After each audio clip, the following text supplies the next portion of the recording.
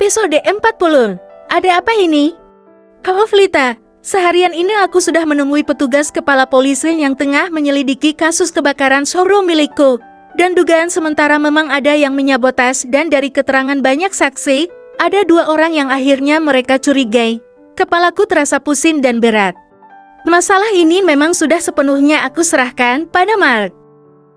Tapi tetap saja aku tidak bisa tenang jika belum mencari tahu sendiri siapa dalang dibalik kejadian ini. Vincent sudah pergi pagi-pagi sekali entah kemana. Dia hanya mengatakan jika akan membawakan seseorang yang bertanggung jawab atas semuanya. Meskipun aku mempercayainya, tetapi dalam hati tetap berpikir, siapa sebenarnya orang yang tidak suka padaku? Ingin ku cari sendiri orang itu dan menanyakan kenapa dia begitu tega padaku. Kalau benar 2 orang yang dicurigai itu adalah dalangnya, itu sepertinya tidak mungkin.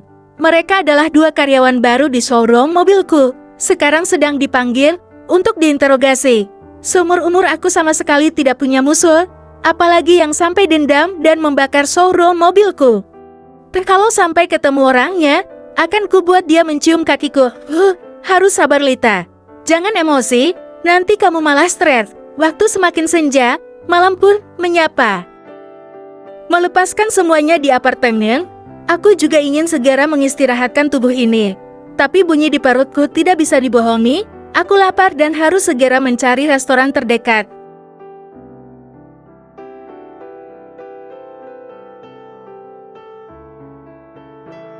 Akhirnya kuputuskan untuk mampir di restoran yang tidak jauh dari apartemenku. Seharian ini aku belum makan. Hanya makan roti tawar sepotong dan segelas susu yang dibikinkan oleh Vincent. Jujur semalam aku tidur dengan nyenyak, karena mungkin ada Vincent di sampingku. Grip. Terlepas. Siapa kalian? Ya Tuhan, kenapa ini? Tiba-tiba tubuhku ditarik ke belakang dan langsung dikunci pergelangan tanganku. Menurutlah, ikut kami maka kau akan selamat. Astaga, apakah 2 orang ini mau menculikku? Wajah mereka memakai masker jadi aku tidak bisa mengenalinya. Namun sepertinya 2 orang ini hanya suruhan. Karena dari kata-katanya, tadi dia menyuruhku untuk menurut dan aku akan selamat. Sial, sebenarnya siapa mereka? Brengsek. Apa mau kalian? Siapa yang menyuruh kalian? Aku masih berusaha meronta dan berteriak agar ada yang mendengarku.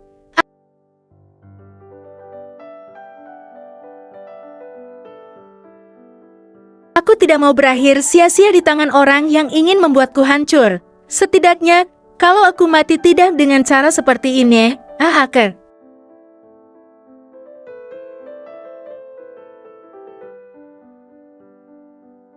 Berisik.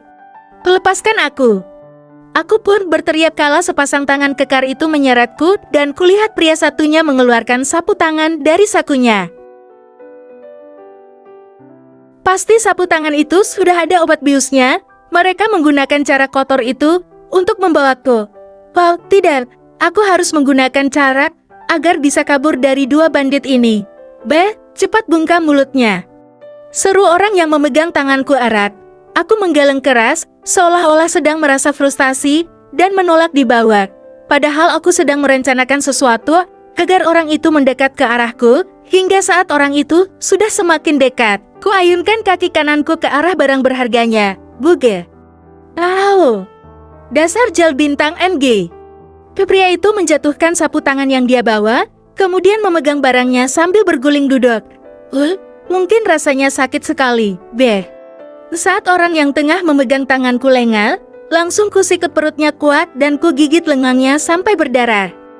Aku berhasil melepaskan diri, dan langsung ku ambil sapu tangan yang tadi sudah dikasih obat bius. Sialan. Jangan kabur. Pria itu berjalan cepat ke arahku. Aku hanya diam saja karena temannya masih meringkuk kesakitan. Aku akan menelepon polisi. Ancamku ketika pria itu semakin mendekat. Tapi meskipun begitu aku tidak mundur. Justru saat ini adalah momen yang aku tunggu.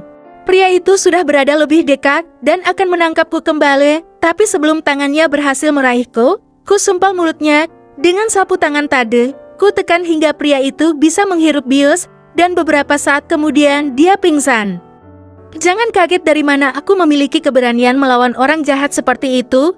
Dulu waktu masih muda, aku suka belajar bela diri, meskipun tidak mahir. Tapi keberanian, karena pernah belajar bela diri itu akhirnya membuatku tidak takut. Jika harus menghadapi dua orang berbadan besar ini, kesempatan untuk kabur sangat besar, karena kedua orang itu lengan. Akhirnya aku berlari 1000 langkah, untuk sampai di mobil, yang berada sedikit jauh dari tempatku tadi. Mungkin memang tidak ada orang yang melihat aku di bawah dua orang tadi, karena suasana sudah nampak sepi. Aku membuka pintu mobil dan segera masuk ke dalam. Setelah itu langsung nge-starter mobil dan kencang meninggalkan tempat tersebut. Mungkinkah juga selama ini ada mata-mata yang sebenarnya selalu mengikutiku? Lalu, apakah mereka juga tahu jika aku meminta tolong pada Vincent? Tanganku bergerak untuk mengambil ponsel dari dalam tas kecilku. Saat kulihat banyak sekali panggilan dari Vincent. Apalagi ini? Kenapa pria itu menghubungiku sebanyak ini? Bersambung.